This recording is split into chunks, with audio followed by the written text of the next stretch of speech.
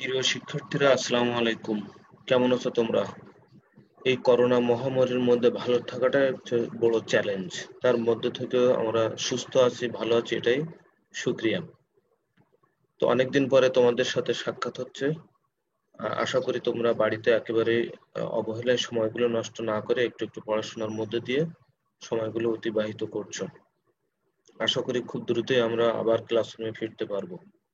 তো আজকে আমরা পরিবার নিয়ে আলোচনা করব। এটা প্রথম পত্রের পঞ্চম অধ্যায়। তো চলো আমরা প্রেজেন্টেশনে চলে যাই।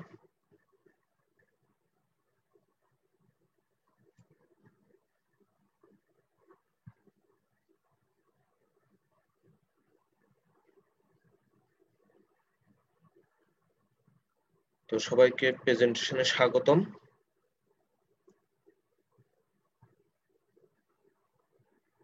প্রথমে আছে আমাদের শিক্ষক পরিচিতি। আমি মোহাম্মদ গোলাম ফারুক, প্রভাষক, সমাজবিজ্ঞান বিভাগ, খুলনা ইসলামিয়া কলেজ। আর পাঠ পরিচিতি আমরা যেটা প্রথমে বললাম যে সমাজবিজ্ঞান প্রথম পত্র, আলোচ্য বিষয় হচ্ছে সামাজিক প্রতিষ্ঠান, যেটা পঞ্চম অধ্যায়, এবং পাঠ শিরোনাম হচ্ছে পরিবার। এখানে আমরা দুইটা ছবি দেখতে পাচ্ছি। বাম পাশে একটা অনেক লোক, সেখানে আমরা যেটাকে আমরা বলতে পারি পরিবার, বড় পরিবার। আর ডান পাশে একটা সন্তান সহ দুইজন। এখানে আমরা দেখতে পাচ্ছি একটা ছোট পরিবার, এবং তারা দেখে মনে হচ্ছে একটু তুলনামূলকভাবে দরিদ্র পরিবার। আবার এখানে আমরা মোটামুটি দেখতে পাচ্ছি একটা মধ্যবিত্ত ধরনের, কিন্তু ওইগুলো আমাদের বিষয় না। আমাদের বিষয় হচ্ছে যে এখানে ছোট পরিবার এবং সেখানে একটা বড় পরিবার। আমরা আরো বিস্তারিত পরের বিষয়ে দেখব।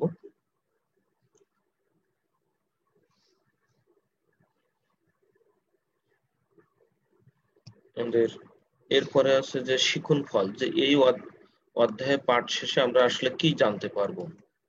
যে আমরা এখান থেকে জানতে পারবো যে সামাজিক প্রতিষ্ঠান সম্পর্কে আমরা একটা ধারণা পাবো।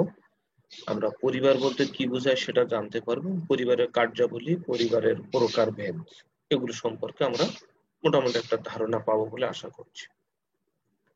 তো এবার দেখা যাক সামাজিক প্রতিষ্ঠান কি আসলে। যে সামাজিক প্রতিষ্ঠান হচ্ছে যে সামাজিক কার্যাবলীর প্রতিষ্ঠিত প্রক্রিয়া বা নিয়মাবলী। অর্থাৎ আমাদের সমাজে কোনো কাজ পরিচালনা করার জন্য যে প্রতিষ্ঠিত যে নিয়ম কানুনগুলো আছে, যেগুলো প্রতিষ্ঠিত হয়ে গেছে, বা প্রথা প্রক্রিয়া, সেগুলোকে আমরা বলে থাকি সামাজিক কাজ। অর্থাৎ আমরা বলছি যে সামাজিক প্রতিষ্ঠান বলতে কতগুলো পদ্ধতিকে বোঝায়, যেগুলো স্বীকৃত, অর্থাৎ সমাজ কর্তৃক স্বীকৃত এবং প্রতিষ্ঠিত হয়ে গেছে, যার মাধ্যমে মানুষ তার প্রয়োজনীয় চাহিদা পূরণ করে থাকে। সমাজ জীবনকে সুষ্ঠুভাবে পরিচালনা করার জন্য সামাজিক প্রতিষ্ঠানের গুরুত্ব অত্যন্ত তাৎপর্যপূর্ণ। সঠিকভাবে সমাজ যদি পরিচালনা করতে হয়, তাহলে এই সামাজিক প্রতিষ্ঠানগুলোর গুরুত্ব অপরিহার্য। আমরা সমাজের সুশৃঙ্খলা প্রতিষ্ঠার জন্য এই প্রতিষ্ঠানগুলো আমাদের খুব গুরুত্বপূর্ণ ভূমিকা পালন করে। যদি এই প্রতিষ্ঠানগুলো না থাকতো, তাহলে আমাদের সমাজে একটা বিশৃঙ্খলা তৈরি হতো। তো আসলে সামাজিক প্রতিষ্ঠানগুলো আসলে কি কি? যেমন বিবাহ, পরিবার, জ্ঞাতি সম্পর্ক, শিক্ষা প্রতিষ্ঠান আছে, রাজনৈতিক প্রতিষ্ঠান আছে, এরকম আছে। তো আমরা আজকে পরিবার নিয়ে আলোচনা করব বিস্তারিত।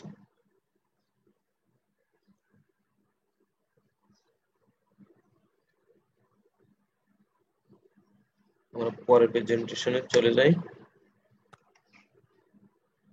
এবার আসলে দেখি যে পরিবার আসলে কি। পরিবারের ইংরেজি প্রতিশব্দ হচ্ছে ফ্যামিলি, যেটা এসেছে ফ্যামিলিয়া শব্দ থেকে এবং যার অর্থ সেবক। রোমান সময়ে যেহেতু এটা রোমান ল্যাটিন শব্দ, রোমান আইনে পরিবার বলতে এমন গোষ্ঠীকে বোঝাতো যারা বা বোঝায় যারা উৎপাদক, দাস-দাসী এবং অন্যান্য সদস্যদের নিয়ে গঠিত। এবার দেখি ফ্যামিলি বা পরিবার হচ্ছে এমন ভাবে বলা হচ্ছে মোটামুটি স্থায়ী এমন একটা সংগঠন, যেখানে সন্তান সন্ততি বা সন্তান সন্ততি ছাড়া স্বামী এবং স্ত্রী একত্রে বসবাস করে। অর্থাৎ এটাকে আমরা তুলনামূলকভাবে ধরে নেই একটা স্থায়ী সংগঠন। কারণ স্থায়ী বলছে এই কারণে যে আমাদের প্রত্যেক মানুষের জন্ম হয় কোনো না কোনো পরিবারে, আবার মৃত্যু হচ্ছে কিন্তু এই পরিবার থেকে আমরাও কিন্তু বিদায় নিচ্ছি। এবং একটা পরিবার হতে পারে সন্তান সন্ততি সহ, আবার সন্তান সন্ততি ছাড়া। আর স্বামী এবং স্ত্রী মিলে সমাজ স্বীকৃত বিবাহ বন্ধনে যখন আবদ্ধ হয়ে তারা যখন একটা ইউনিট বা একটা সংগঠন গঠন করবে, তখন সেটাকে আমরা বলছি পরিবার। আর সমাজ স্বীকৃত পন্থায় যদি না হয়, তাহলে সেটাকে কিন্তু আমরা পরিবার বলতে পারবো না।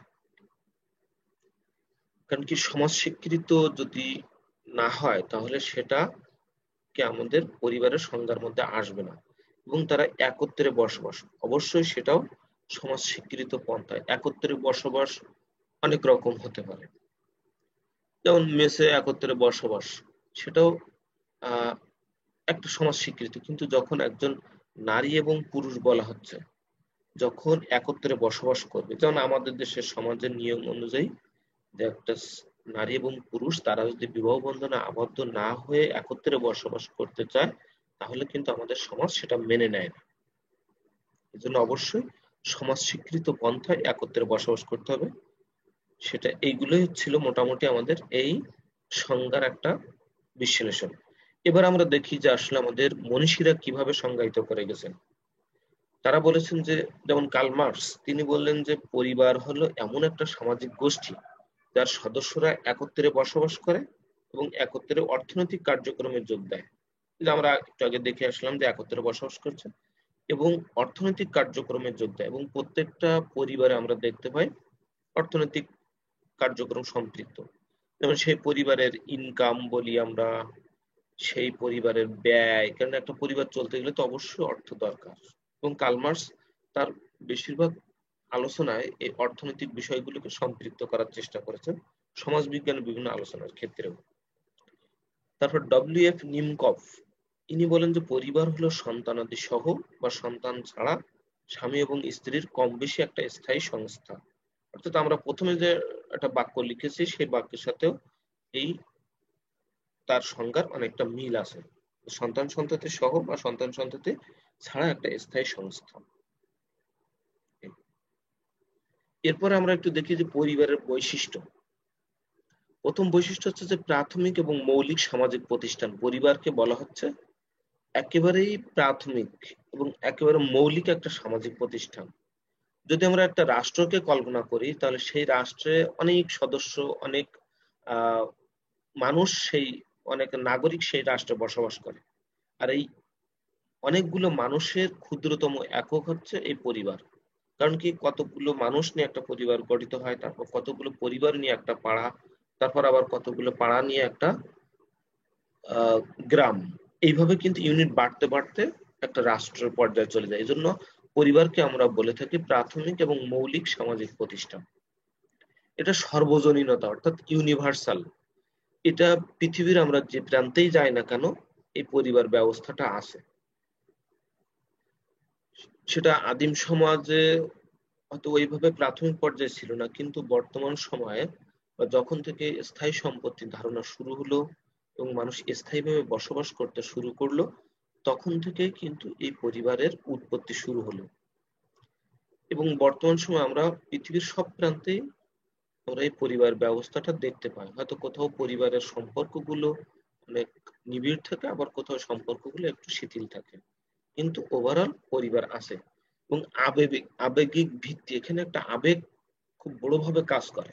এখানে আবেগীয় বিষয়গুলোর কারণেই কিন্তু ওদের পরিবারে মা বাবা, ভাই বোন, দাদা দাদি বা অন্যান্য সদস্যদের মধ্যে একটা আবেগ কাজ করে, যে আবেগটা অন্য মানুষের মধ্যে কিন্তু ওইভাবে কাজ করবে না।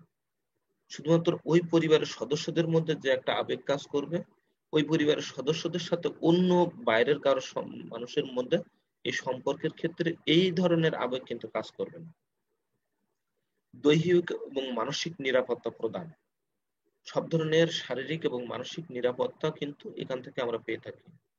যদি পরিবারে কেউ অসুস্থ হয়ে পড়ে, তাহলে কিন্তু তাকে আমরা তার সেবা শুশ্রূষা করে তাকে সুস্থ করে গড়ে তোলার দায়িত্ব থাকে কিন্তু ওই পরিবারের সদস্যদের। পাশাপাশি মানসিক নিরাপত্তার যে কোনো কারণে যদি ওই পরিবারে কেউ ভেঙে পড়ে, হয়তো পরীক্ষার ফলাফল খারাপ হলো বা চাকরিতে কোনোভাবে চাপের মধ্যে আছে, সামহ বিভিন্ন ভাবে সে মানসিক ভাবে যখন বিপর্যস্ত হয়ে যায়, তখন সেই মানসিক নিরাপত্তাটা প্রদান করে থাকে কিন্তু আমাদের পরিবারের সদস্যরা।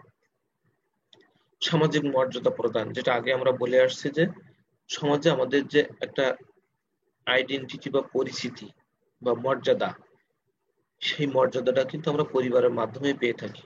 যে আমরা বলছি যে আমি অমুক বংশের ছেলে বা মেয়ে, আমাদের বাড়ি ওইখানে, এই যে একটা পরিচিতি যে আমার বাবা মা অমুক, এই যে একটা মর্যাদার নিরিখে আমরা এই সোসাইটিতে বসবাস করছি, সেটা কিন্তু পরিবারের মাধ্যমেই সম্ভব। যদি পরিবার না থাকতো তাহলে আমাদের আইডেন্টিটি এরকম সুন্দরভাবে হতো না।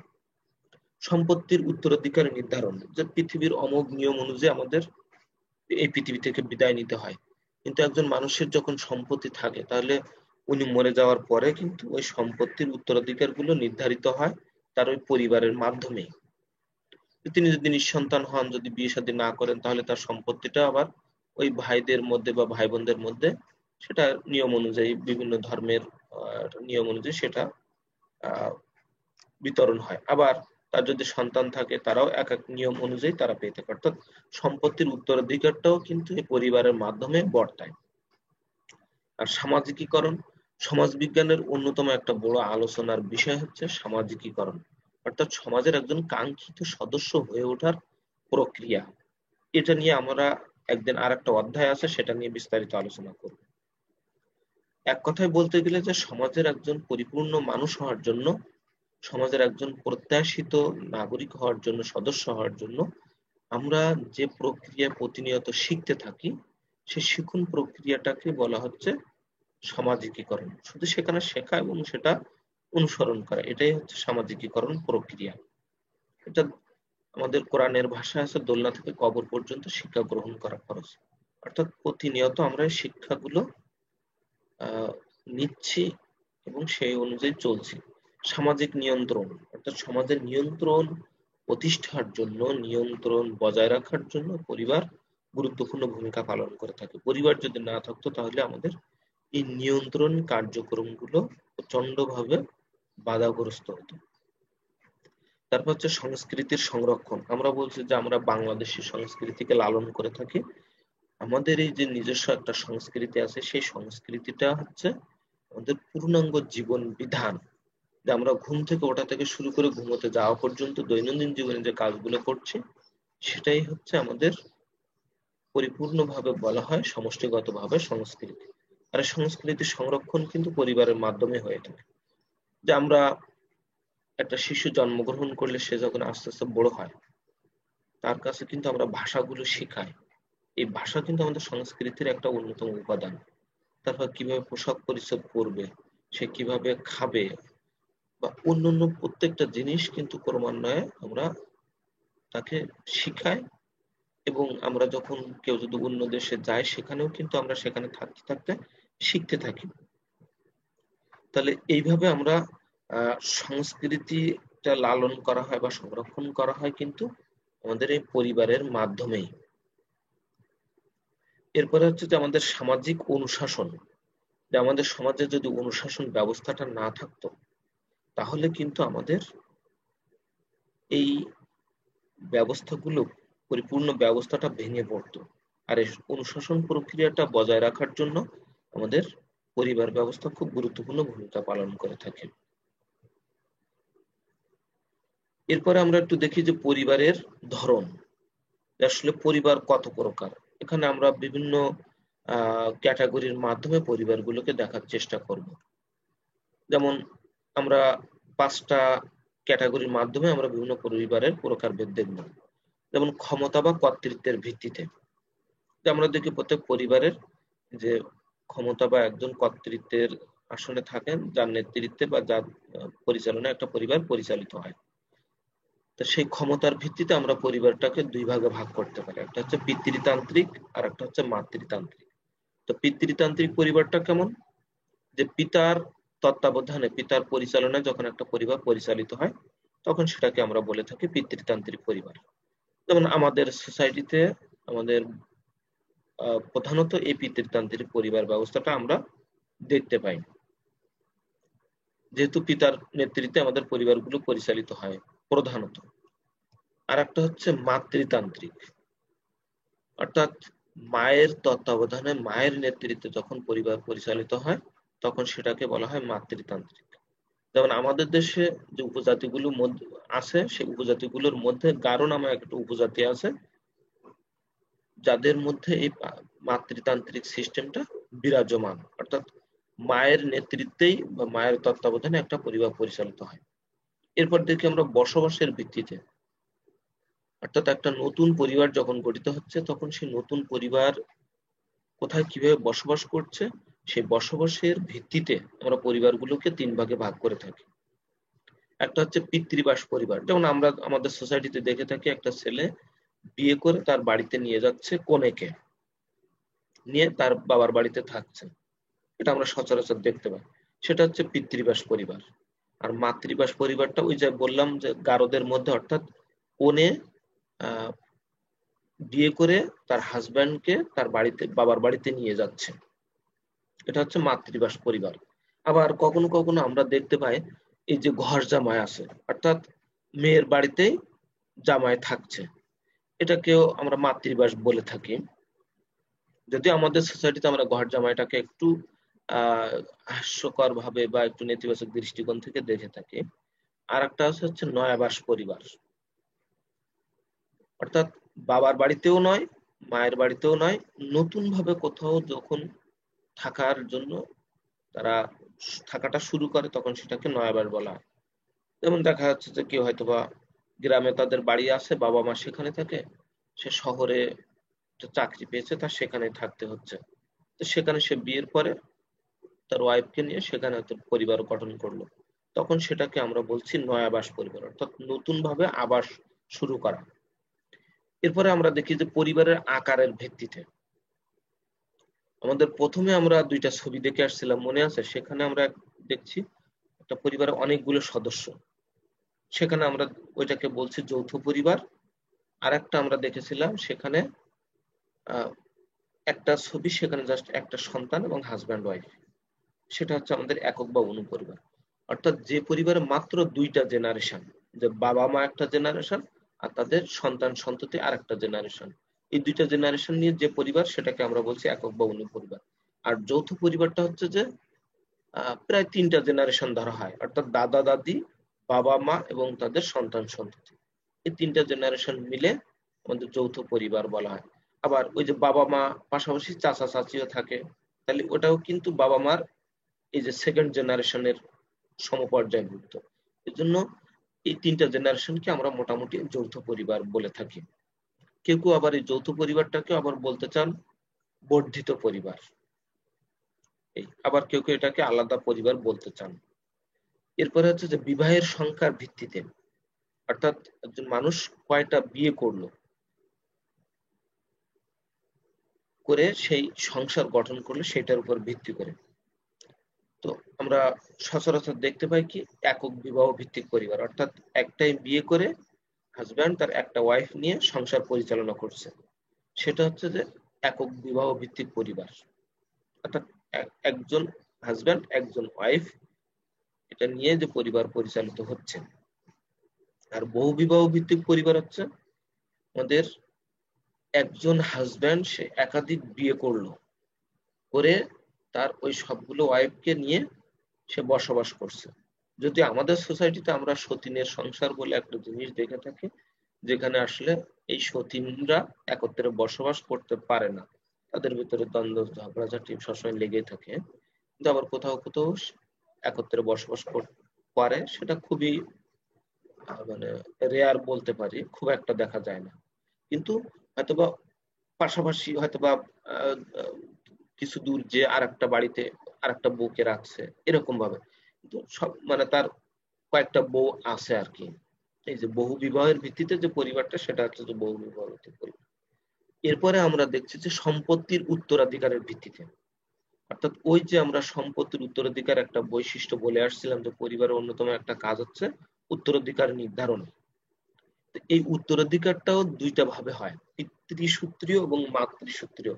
অর্থাৎ পিতার সূত্র অনুযায়ী সম্পত্তির উত্তরাধিকার যেভাবে পেয়ে থাকে, সেটা একটা পিতৃসূত্রীয়। আর একটা হচ্ছে যে মায়ের সূত্র অনুযায়ী। যেমন আমাদের ইসলাম ধর্মে মায়ের বাবা মারা গেলে কিন্তু সেই মা তার বাবা বাড়ি থেকে সম্পত্তি পেয়ে থাকে। অর্থাৎ আমাদের নিয়ম অনুযায়ী একজন ভাই যে পরিমাণ সম্পদ পেয়ে থাকেন, দুইজন বোন সেই সম পরিমাণ সম্পদ পেয়ে থাকেন। এটা কিন্তু বাবার কাছ থেকেও যেমন আমরা পেয়ে থাকি, ঠিক একইভাবে মায়ের কাছ থেকেও কিন্তু আমরা সম্পত্তিগুলো পেয়ে থাকি। এজন্য পিতৃসূত্রীয় এবং মাতৃসূত্রীয় এটা বলা হয়েছে। আর যে গারদের মধ্যে তো অবশ্যই এই প্র্যাকটিস গুলো আছেই, আর আমাদের মধ্যেও আমরা এটা দেখতে পাই। এরপরে আমরা দেখি যে আগামী দিনের পাঠ, আমরা আগামী দিনের পাঠ দেখব জ্ঞাতি সম্পর্ক। জ্ঞাতি সম্পর্ক নিয়ে আমরা বিস্তারিত আলোচনা করার চেষ্টা করব।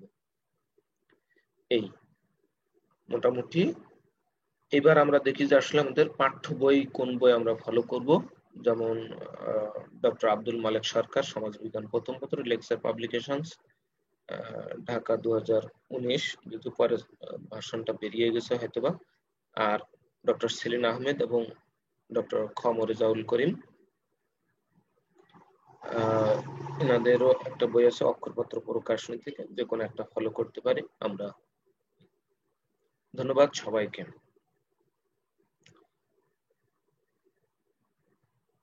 তো এই ছিল আমাদের মোটামুটি আজকের পরিবার সম্পর্কিত মোটামুটি একটা ধারণা। আশা করি তোমরা এই জিনিসগুলো আর একটু ভালোভাবে বাসায় দেখবে এবং বই থেকে আরো বিষয়গুলো পড়বে, এবং পাশাপাশি ওই অধ্যায়ের শেষে দেখবা যে কয়েকটা বিষয় আছে। একটা হচ্ছে যে অতি সংক্ষিপ্ত প্রশ্ন, যেটা আমরা এমসিকিউ বা আমাদের সৃজনশীলের ক দাগে আসে। খ দাগের জন্য আমাদের বেশ কিছু প্রশ্ন আছে স্যাম্পল হিসেবে, সেখানেও দেখবে, এবং বোর্ড প্রশ্ন কিছু দেওয়া আছে। এই গ দাগের জন্য আছে এবং ঘ দাগের জন্য আছে আমাদের সৃজনশীলের যে প্রশ্নের, অর্থাৎ আমাদের এই আলোচনার পাশাপাশি তোমরা অধ্যায়ের শেষের স্যাম্পল প্রশ্নগুলো দেখলে আরো অনেক ধারণা স্পষ্ট হবে বলে আমি মনে করি। ধন্যবাদ সবাইকে, আবার দেখা হবে পরের ক্লাসে। আসসালামু আলাইকুম।